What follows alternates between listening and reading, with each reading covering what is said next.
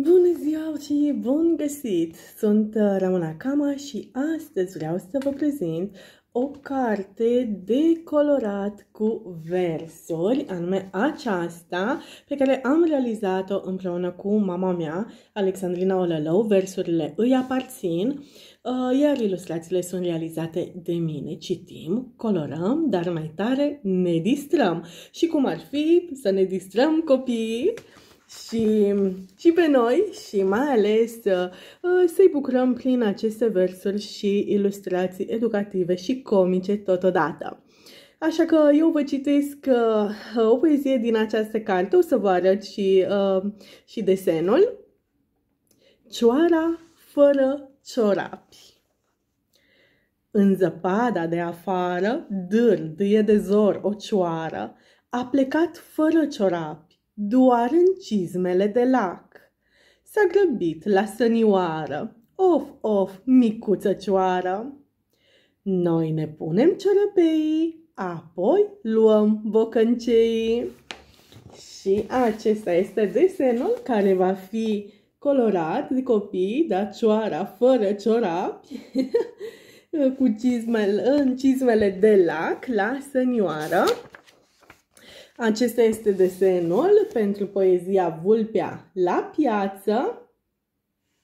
Așa, care va fi colorat din nou de copii după placul lor. Acesta este desenul pentru poezia Doi motani. Și aceasta este cartea. Și o să vă citesc și restul, titlurile poeziilor care sunt în această carte.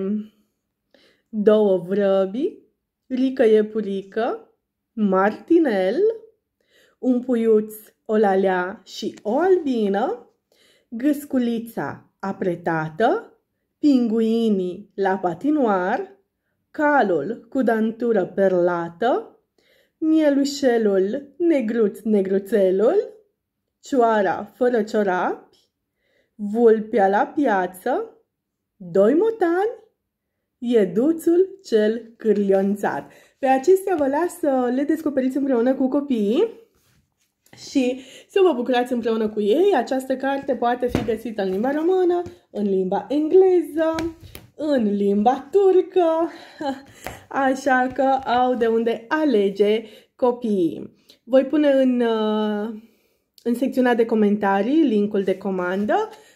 Doresc să mulțumesc editurii ePublishers și vă mulțumesc vouă și copiilor care sunt inspirația și minunea pe acest pământ. Toate cele bune, cu bucurie înainte, cu distracție, să citim, să colorăm și mai tare să ne distrăm. Să aveți o zi plină de bucurie, plină de distracție și cu multă culoare.